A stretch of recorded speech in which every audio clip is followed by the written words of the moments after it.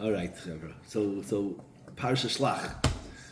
Meraglim, the Parsha starts with the Meraglim, that's the beginning, Shelach L'cha Anoshim, and it ends, well, the Meraglim is a long story, right? It doesn't work out so well.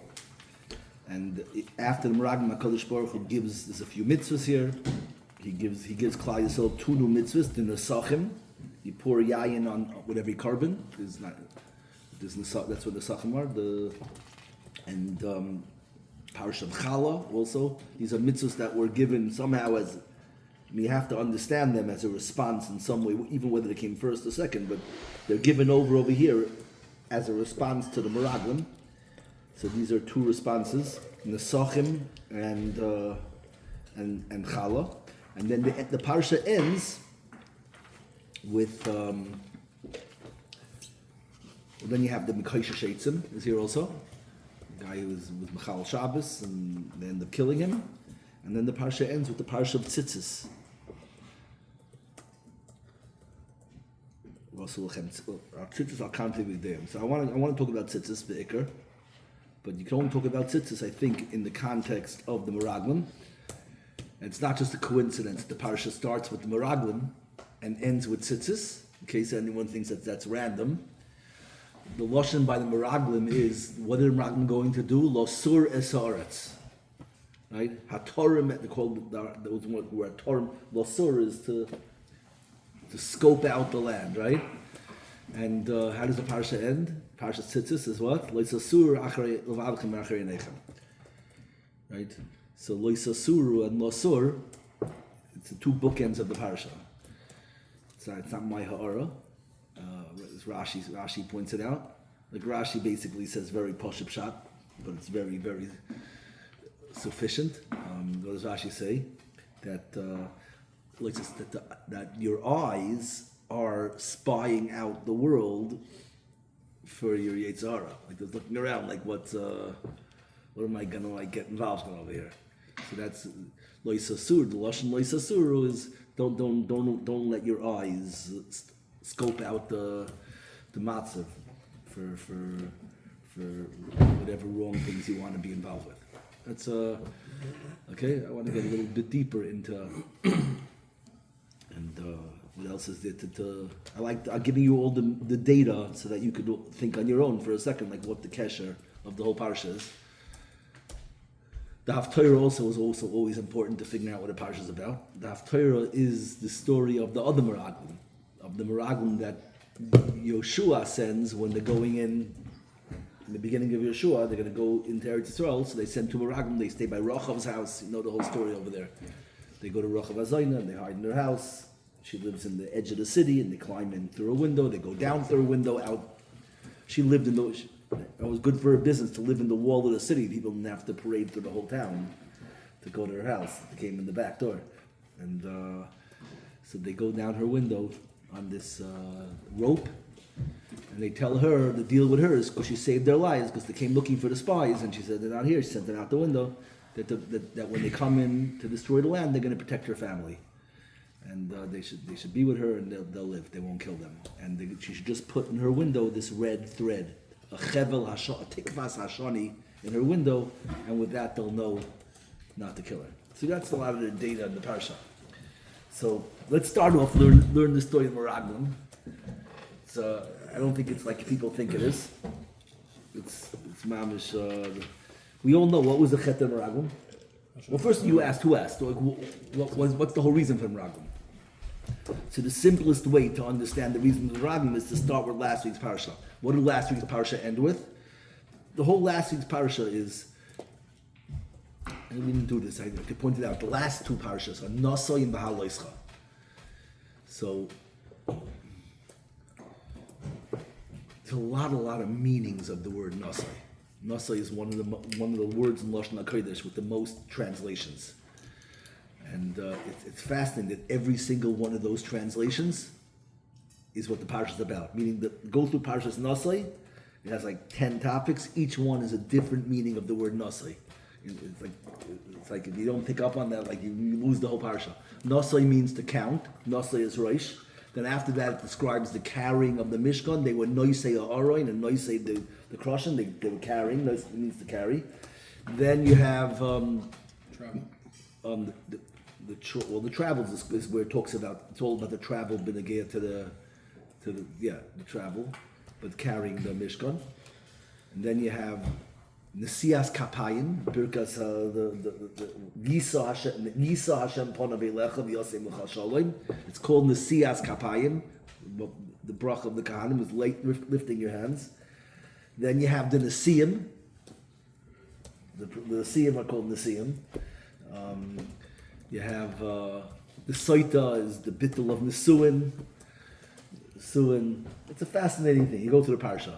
Bahaloischa does the same thing with the word Bahaloischa. All the meanings, not as many meanings, but Bahaloischa means Bahaloischa is a neiros, when you allow the candles to rise on their own, and then it gets involved with the beginning of the traveling. When the onan rises on its own, then you're going to start traveling. And the whole parsha is busy with all different understandings of. So, and if you think about it, these two parshas, they're opposite themes. You have this also in another place. In the summer, we'll have the same thing. See, what does nasai mean? Nasai means to lift, and haloischa means what? To rise on your own. So these are two different ways of rising. One way is nasai means to pick people up, and what's the other way? Is to allow people to become something on their own. Two totally opposite ways to create galas. So the first parsha is all the parsha of carrying, being raised up, and that's the parsha of Nasai. And Ba'aloischa is the opposite parsha of finding your own way, of becoming something on your own. The same thing happens in Kiseitse and Kisavai. They're also opposites. Kiseitse and Kisavai. Kisavai means to go out, Kisavai means to come in, the backup. But it's not just, if you go into Kiseitse, every single use of the word Yitzia is in the parsha. I remember from last year everything, but you go through the parsha, it's crazy things.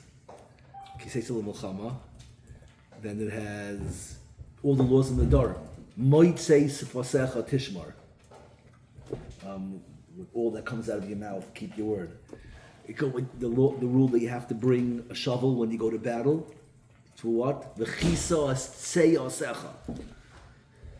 Calls that the stuff that comes in the whole, but like that, random words that mean the word Yitzia with many meanings.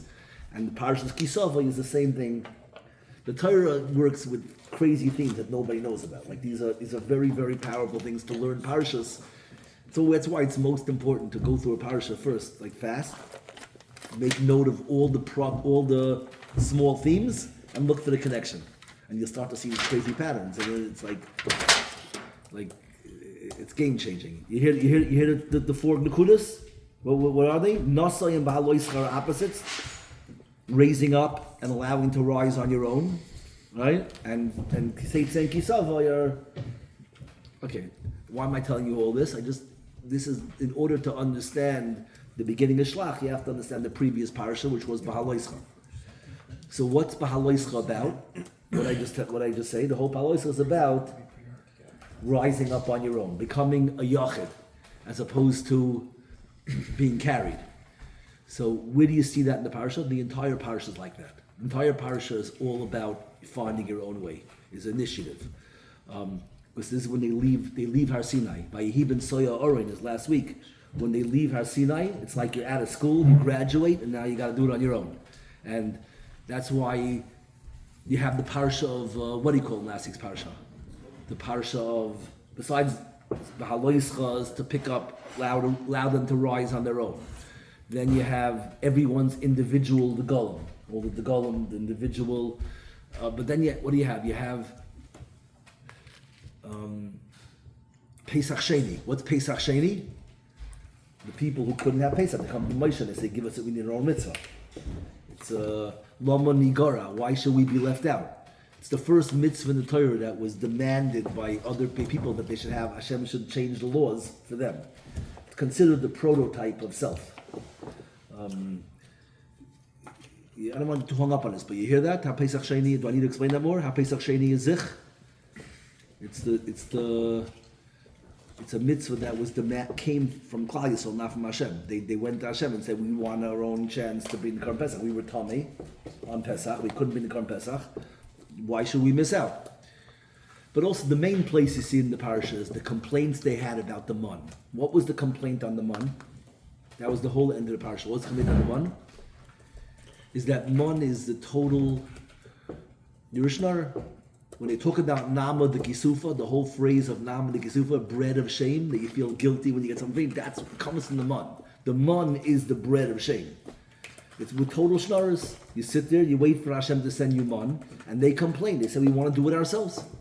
We don't want to be dependent. We want to be individuals. The whole parsha of Ba'aloischa is not to be carried, it's to be my own, walk on my own feet. That's the theme of the parsha. And it's about leaving, that's the word of leaving Har Sinai. And that's also why there's upside down nuns, the nuns in Vayibin Soya, because it's the leaving Har Sinai is a falling from Har Sinai, but it really turns out to be, if you can figure out how to stand on your own, it's where Nefila becomes an Aliyah. Right? We turned the Nefila around.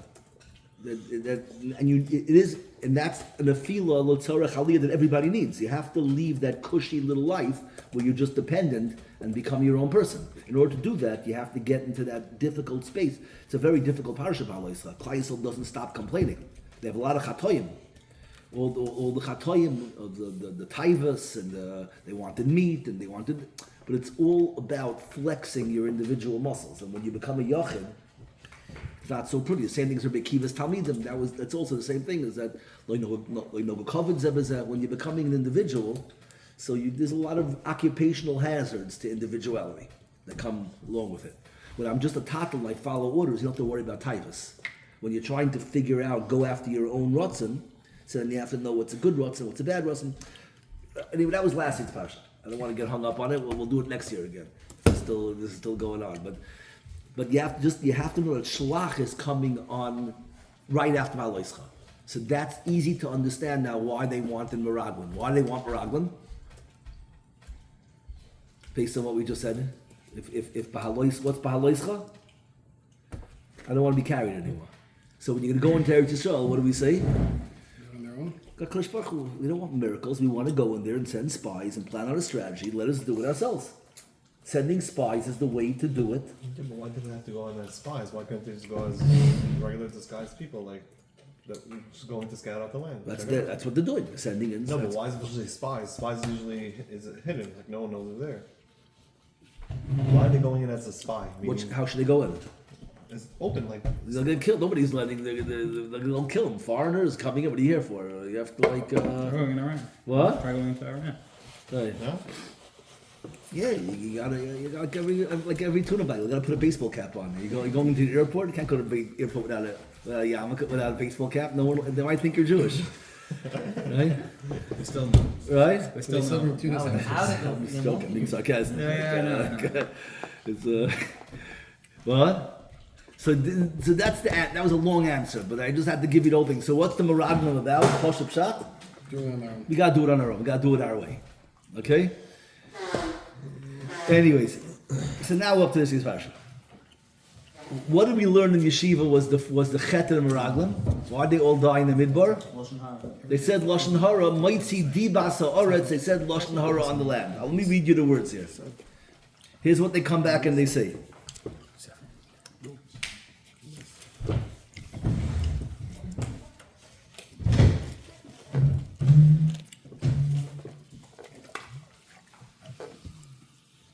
Vayishlach Haysa Moshe Losores Eretz Canaan. Moshe sends them to spy out the land of Canaan. Vayomer Aleim, he tells them, Alu Zeba Negev, Alisim Ezar, go up in the Negev and climb the mountain, Reisim Esaretz, and see the land Mohi. What the situation is. Ves Ha'om HaYoshev Aleh, and just scope out the people who live on this land. Hechezokhu Harofer. Are they strong? Are they weak? Hama'atu? Are they few? Imrov? Are they many? Umaha'aretz? And how is the land? Asher hu yoyshev ba, that these people are sitting on. Hatoivahi? Is it a good land? Imra? Is it a bad land? Umaha'arim? And how are the cities? Asher hu yoyshev behena, that they're living in? Have machanayim or b'mivtzarim? Are they fortified cities? Are they weaker cities? Umaha'aretz, and how's the land? Hashmeinohi imraza. Is it a fat land? Is it fertile? Is it not? Is it barren? Are there hayesh b'hem eitz? Are there trees? Im oyin, are there no trees? Vizchazaktem, and grab hold of it and bring back ulakachtem priya aretz, and bring back some fruit so we can see. V'hayomim yimei b'kurei anoven, and they went during the grape harvest. Vayalu vayasura sa'aretz, they went up and they scoped out the land. Midbar tzin ad rechoiv levoichamos. Vayalu banegev, like he said. Vayavu ad Chevron, and they went to Chevron. V'sham achimon sheishai v'salma yelidei ha'anok. These people who were the children of the giant. The Chevron. Anyway, this is the whole story. You don't have to go through the whole thing. They get to Nachal Eshkol, they find grapes, they bring it back on a stick, these huge grapes, and they also bring Rimoinim and Te'enim. Vayoshuvu mitar ha'aretz, and they returned from spying out the land Miketzar b'am yoim after 40 days. Vayelchu vayavoyu el Moshe vel Aaron, they went and they came to Moshe and Aaron vel kol adas bnei Yisrael. Vayeshivu oisam davar, and they brought them back their report to the whole people. Vayarim es priaretz, and they showed them the fruit. Okay, they brought them back a report. What vayesapulai? This is what they told them. This is their report. Bonu el haaretz asher shlachonu. We came to the land that you sent us to. V'gam zovas cholav udvash, and it is true. It is taka flowing with milk and honey. V'zeh pirya. And this is the fruit. Look at this fruit, huge. But Ephes, but it's not worth anything. Ki aza'am, because the people who live there are extremely strong. Ki aza'am hayoshebar, the people who are dwelling there are too strong. The aram betzuras dolos ma'id, the cities are very fortified. The gam yilidei ha'anak reinu sham. We saw giants. Amalek yoshebar tanegev, achiti vayivusi. They're on the mountains and they're on the sea, and this is the story. Vayas Kolev Esam, and Kolev tries to rally the people. Vayomer Olay Nalo, no, we couldn't go up. V'yarashnu Esau, we can inherit it. Ki Yochel Nuchalo, we're capable. And the people, Va'anoshim Asher Oima, the other Meraglim responded to Kolev, and they said, Loy Nuchal, no, we can't. Lalei Salam, Ki Chazak, they're too strong for us. That's what they say. A little more, we'll continue in a second. So, what's the story?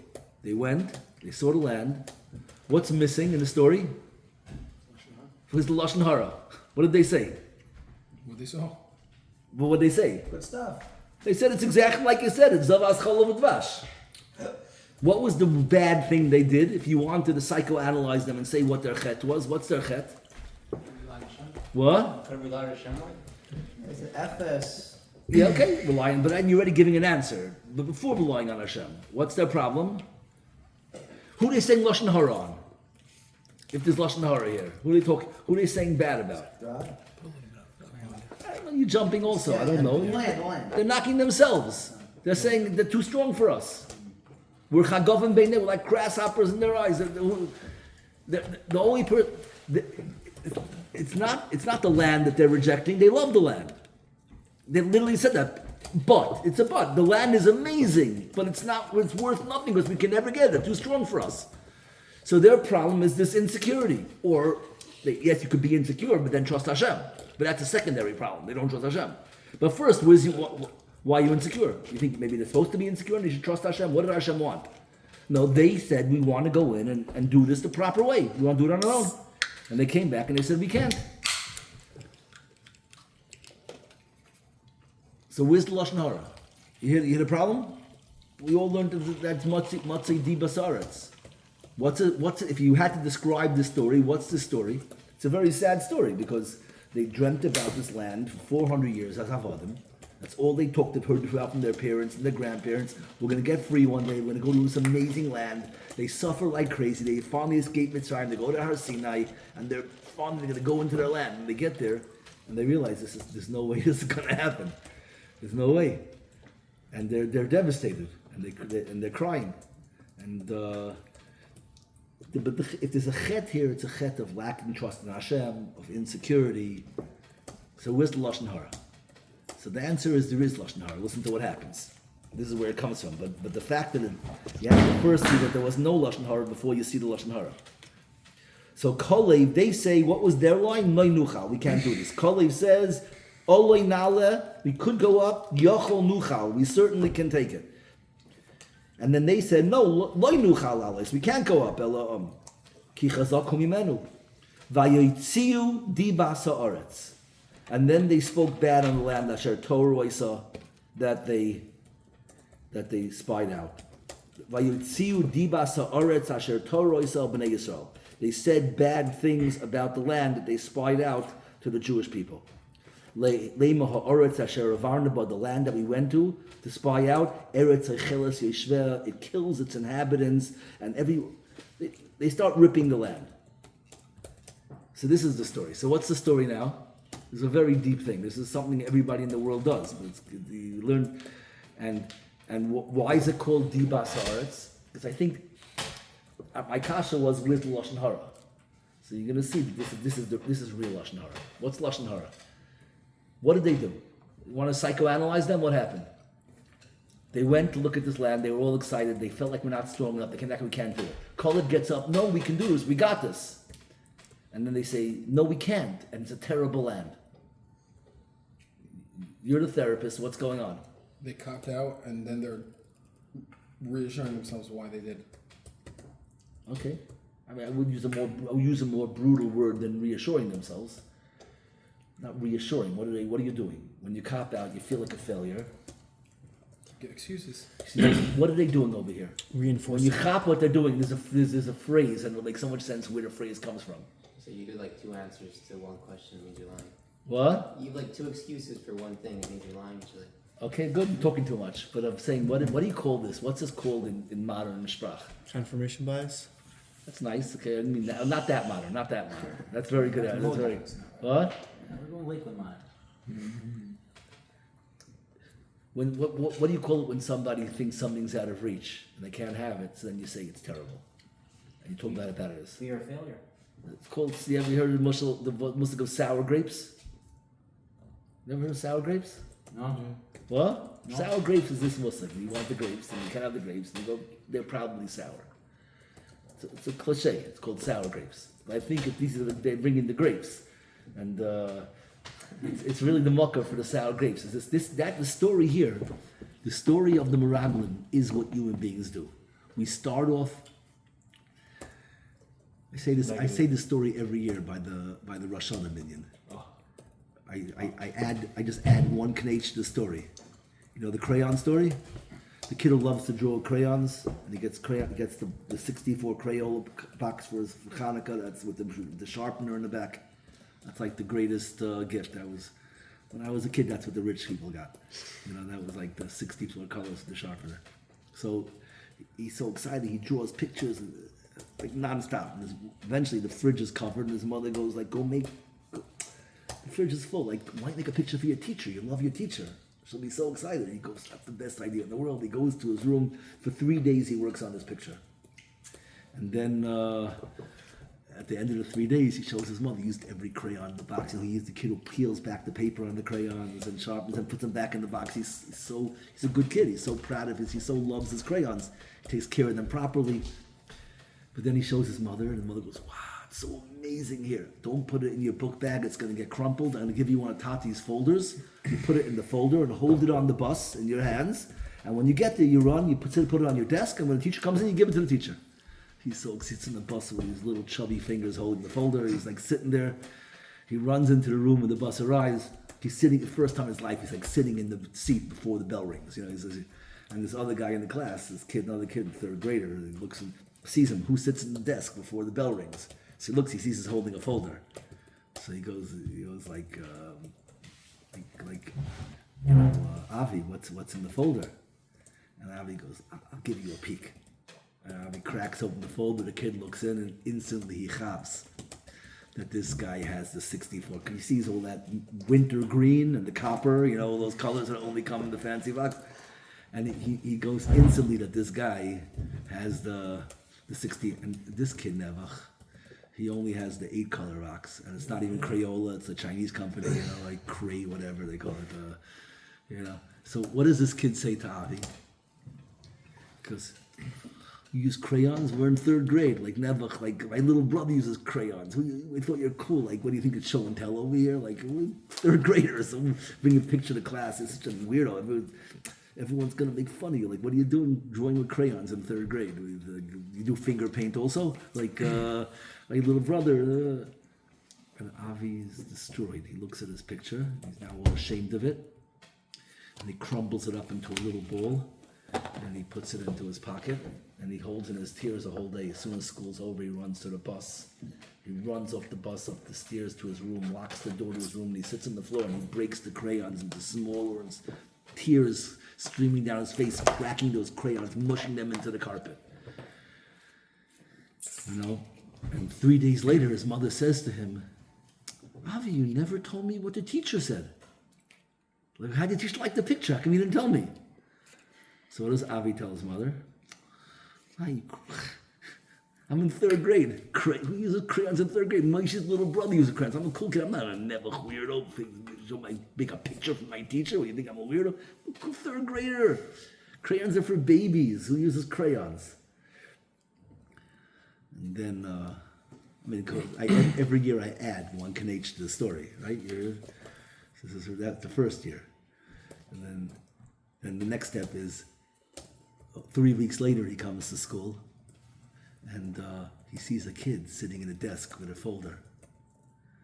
And Avi goes over to the kid, what's in the folder? And he looks in and he says, this kid's got the 64 color box in that picture, like he made a similar picture. And he tells the kid, it's like, you're such a weirdo, you're using pictures? Moshe's little brother uses crayons, we're in 3rd grade. Because this is the story of the world. Is everybody starts off with dreams, and then we start to feel like I'm not going to be cool or whatever it is if I do this. So I call it breaking our crayons. And what happens is when you believe that your dreams are out of reach, so the first step is you have to stop dreaming, because it's too painful to love to draw if you're ashamed of it or you think you're going to be weird. So if your dreams are out of reach, you can't think about those dreams. It hurts too much. So stage 1 is you have to stop dreaming. Not stop dreaming, you have to stop drawing. Stage 1 is you have to stop drawing. But then it's too painful to have dreams that you can't do. If I love drawing and I'm going to get made fun of for drawing, and I stop drawing, then I can't do the thing I love, and that hurts. So what's the next step? What do you have to do? You have to change your whole dreams. You have to convince yourself that all those dreams were stupid. Crayons are for babies. I'm a big boy. I hate crayons. Crayons are so stupid. That's a very, very sad stage.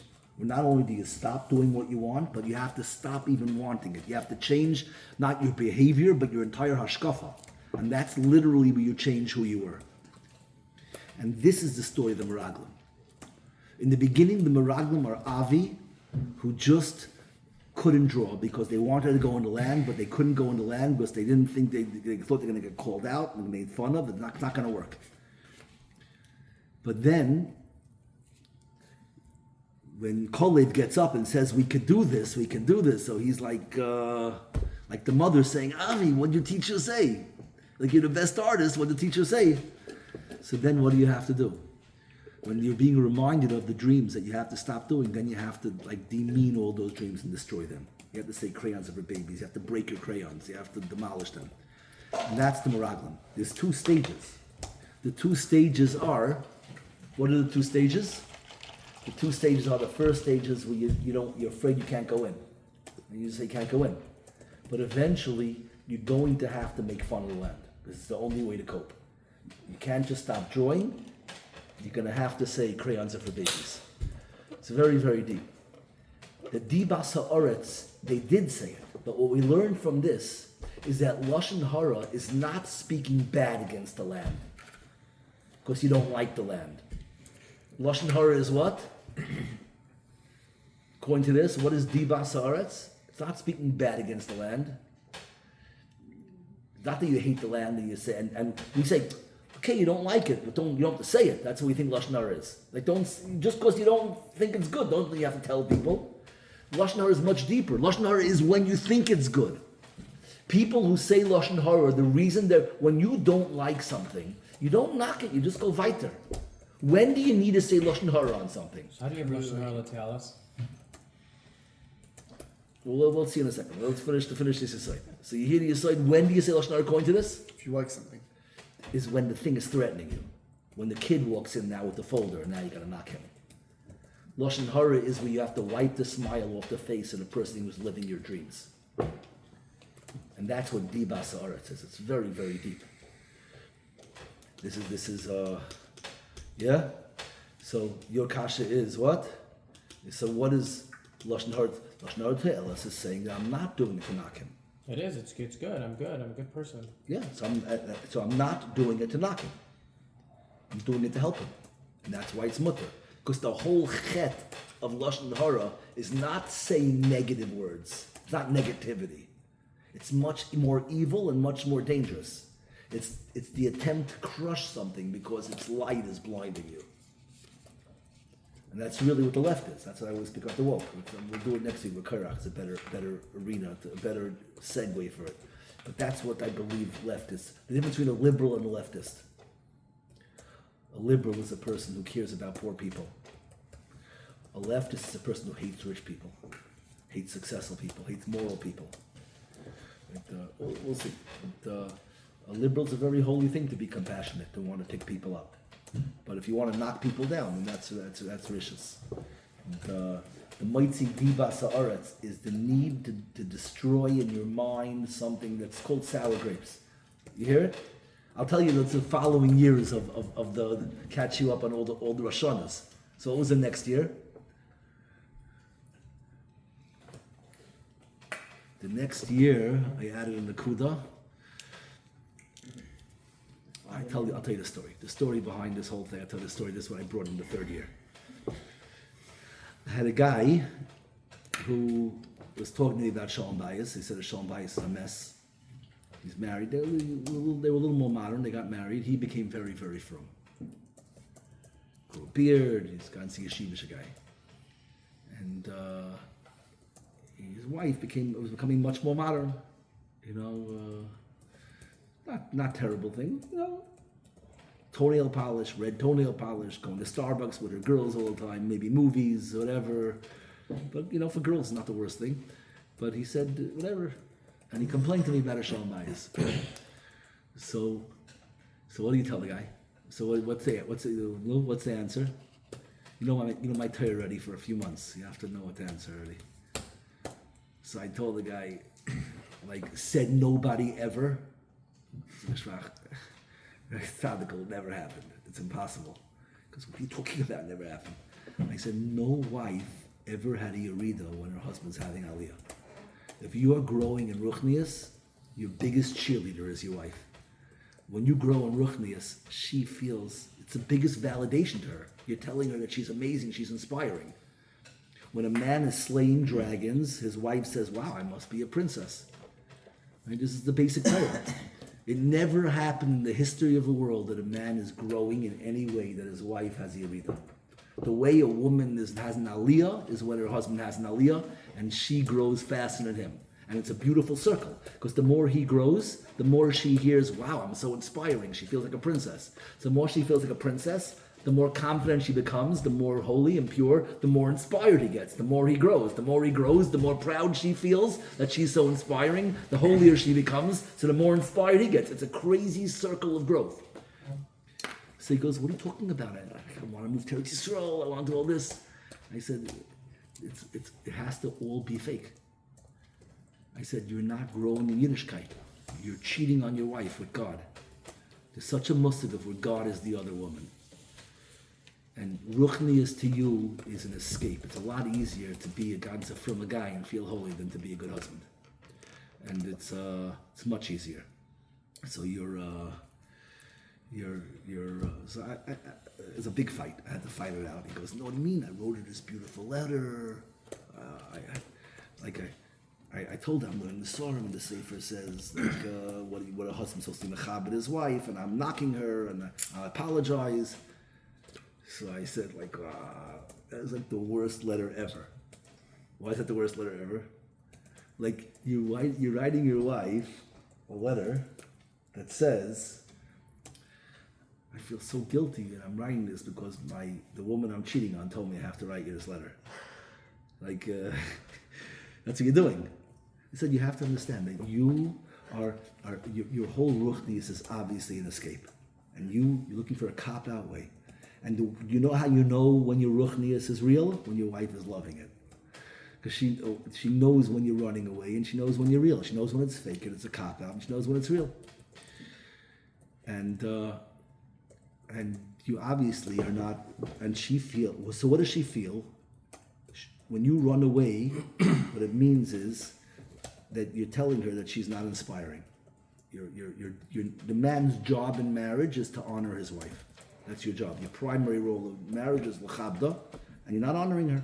You're doing the opposite. You're saying that you're not inspiring. And it might be nicer that you're sitting in the beis medrash and growing payas and a beard than if you were going to Vegas. You're hanging around with women. But bottom line is, it's not so different. They're both fake, and they're both escapes. One's a nicer escape, a more refined escape, but it's an escape. And as far as the wife is concerned, it's even worse, because if you were doing chatoyim, so she could say he's a bad guy, but if you're being a ganze tzaddik, you're taking away even her chance to articulate her kindness, because she looks bad complaining. You made her feel guilty that she's upset, and no one's going to understand her. Because she'll go to the Rav, and the Rav will say, "What do you mean? Look at him. You know how many wives would love their husband to be learning so much?" And this is what everyone will tell her, right? And so you didn't even give her the right to be upset. It's like the worst cheating on a wife is to cheat on life with God, because how could you you can't even be angry at the other woman? It's God, right? So what's the so he tells me like this. He tells me, I hear you. It took a while. He was maskim. And then he says, but what do I do now? If I wasn't honoring her then, when she was a nice Beis Yaakov girl, and now she's in the movies and all this, and now even though it's my fault,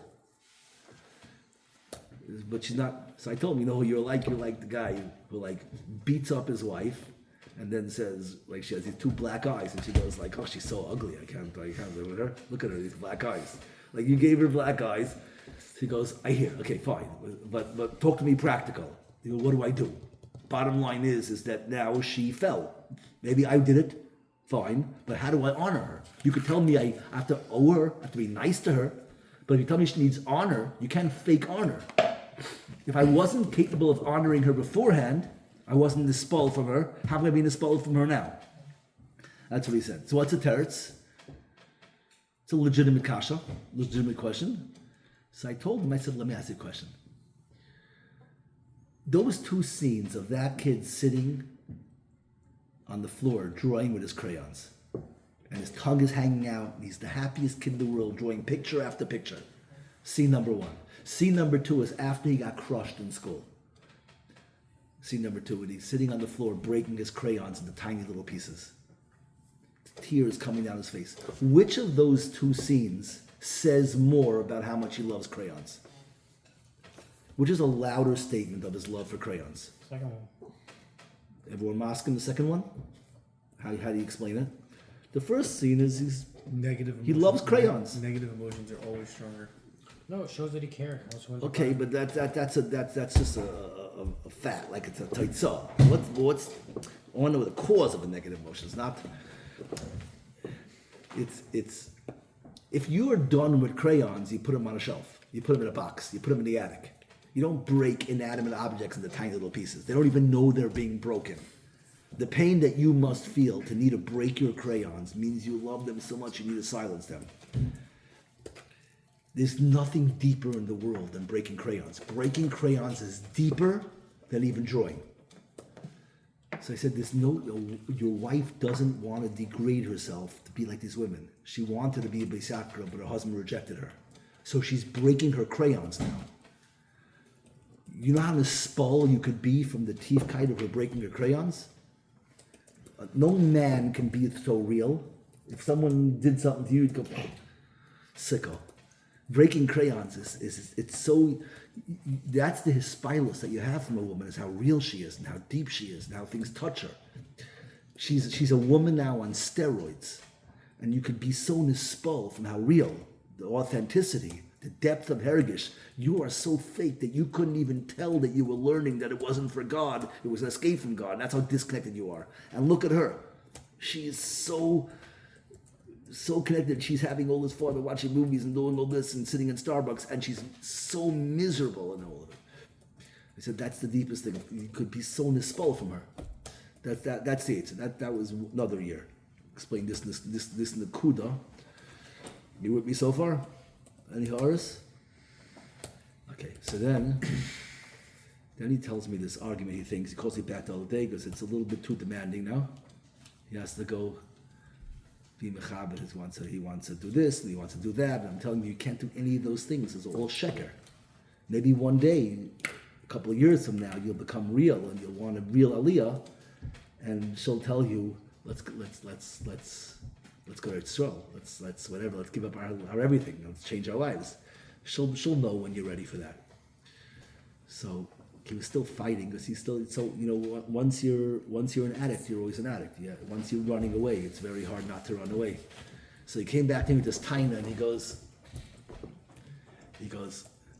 I'm not the one who broke her crayons. She already came into marriage with her crayons broken. And he brings me all the rayas of all the modern things. And it's very possible. I'm not going to argue him on the history. So what's the teretz to that? What's the teretz? Make crayons cool again. Shave his beard. Okay, good. So you're saying a nice thing. Say it more stark. Mehechatesi. Here's what I told him. Let me tell you the rest of the story. The rest of the story is the kid's in the room breaking his crayons into little bits. The father comes home from work that night, and the mother sees him, and she goes, "Ta, it's so good you're home. Go upstairs, talk to Avi. You better go upstairs and talk to Avi." Father, wife never said it before. He runs up the stairs, opens Avi's door, and there's Avi on the floor in a puddle of broken crayons, pieces all over the place. And the father goes, "What are you doing?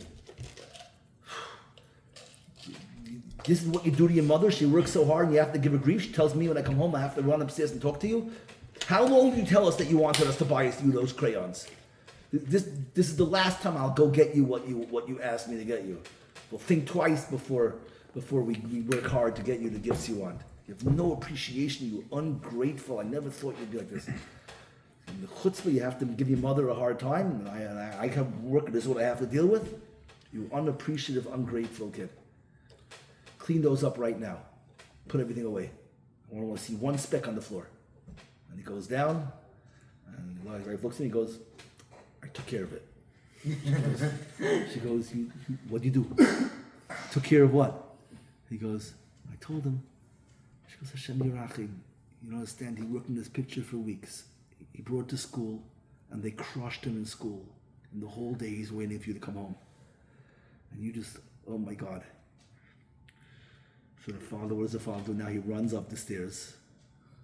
And he grabbed the kids and said, "Avi, I'm so stupid. Those kids are just jealous of you. You're the best artist. Like I didn't have the whole thing. I'm so sorry. You're an amazing kid, and I can't believe these kids are Rishayim. They don't know how to draw like you do. You're amazing. They just look at you and they feel ashamed." And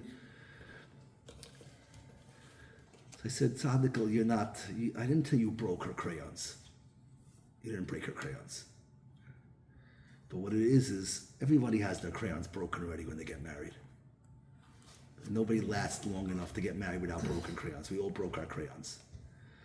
What's the husband?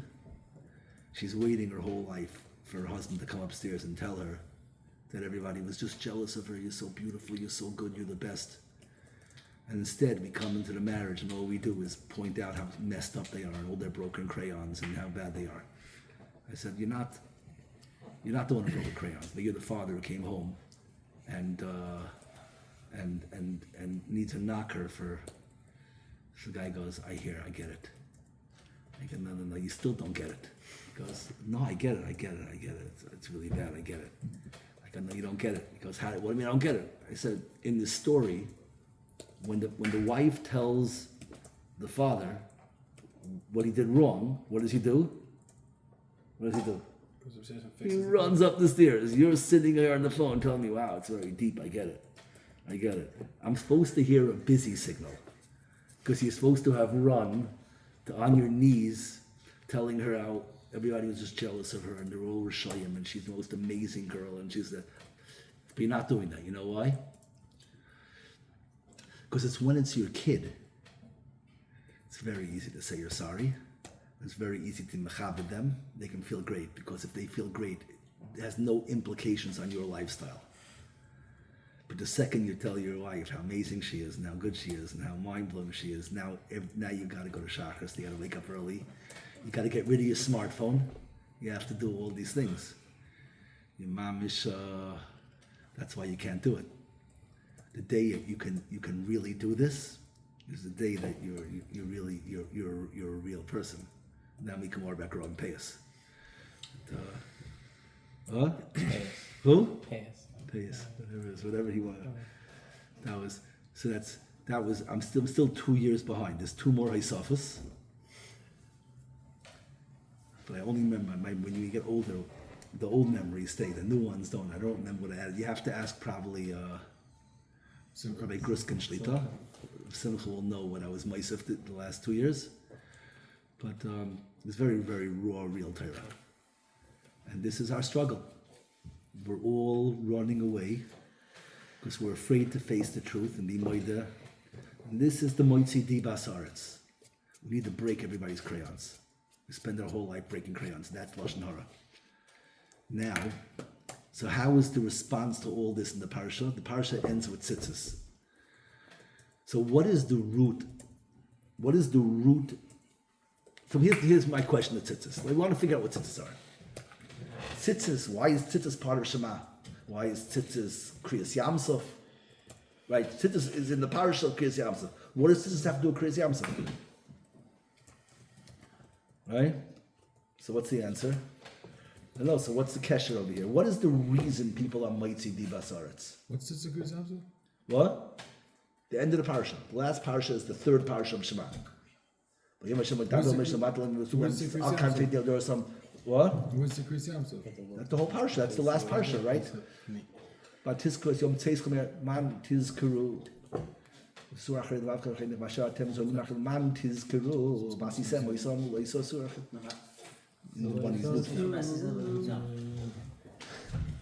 Ani Hashem Elokeichem Asher Hotzei Eschem Me'eretz Mitzrayim Liyois Lochem Le'Elokim Ani Hashem Elokeichem Emes. I have a Chris Yamsuf, not Tis Mitzrayim. It's Mitzrayim. It's Mitzrayim. Okay? Well, it's the same thing, really. This isn't part of the same thing. Okay, God, I spoke about that Kriyas Yamsuf and Tis Mitzrayim. Okay? What's pshat? Let's spend a few minutes figuring out what the pshat and tzitzis is. What's the pshat and tzitzis? Enjoy yourself last week. What's pshat and tzitzis? Let's work. First of all, I want to ask 2 things. What's pshat and tzitzis? And in the story of Meraglim, now we know the whole story of what makes us happen. So what's the moment? What causes the Lashon Hara? What causes you to break your crayons? Why? The rice people. What? What? The rice people. Why are you a rice person? Why are you giving up with the rice? Because you don't believe that you're going to be. Your dreams are.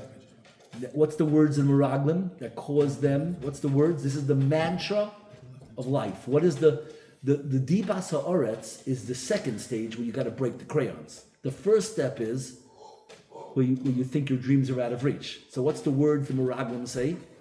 What's the fight between Kalev and them? What's the word that's the fight? Nuchal. They say lo yuchal, and he says yochal nuchal. And they say lo nuchal. So the thing that breaks us in life, the most important word is I can't do it. I am unable. And the answer, and he says you are able. He doubles down. Yochal nuchal. And they say, Lo nuchal. And they're fighting. And then they need to be mitzi b'sards. So there's two steps here. The Lo nuchal is what breaks us. And then when we're broken, then eventually we have to break everything around us. That reminds me of who I was. That's the second stage. Okay, you got that? That's clear. So now let's go to tzitzis. So I always like to figure out what things are in the Torah. You could say anything, it's cheap. What you have to do is you have to have enough data that it becomes compelling. Right? If you have one dot, you can draw anything you want, like to play connect the dots. When you have like 10 dots in a row, so then you know exactly what the line looks like. The more plots, the more plotted dots, the more accuracy. So do we have any more data to figure out what tzitzis are about? So I found a pattern in the Torah, 3 mitzvahs that are the same as tzitzis. We have a pattern. What is the pattern? What's the mitzvah of tzitzis? They have begodim. You have to attach to the convoys of the begodim. You have to attach tzitzis, right? You have to attach these strings to the corners of your begodim. The Torah also says, back to Rus, the corners of your field, right? Lo yisachala. You have to go? What? I want to start. Sorry. Okay, that's all right. It's been a pleasure.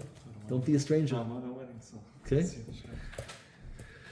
The what do you call it? Just to stay 30 seconds, Rabbi. Just 20 seconds, just so you have. You'll think about. You have to think about. You have to think about homework. You have to think about the common denominator. 3 mitzvahs. You can't harvest the corners of your field. You can't cut the corners of your face, right? Like schale pas roishcha, pas sodecha, and the corners of your field. You have to have tzitzis. It seems like the Torah has this hakpada about corners. That corners has to have stuff dangling off of it.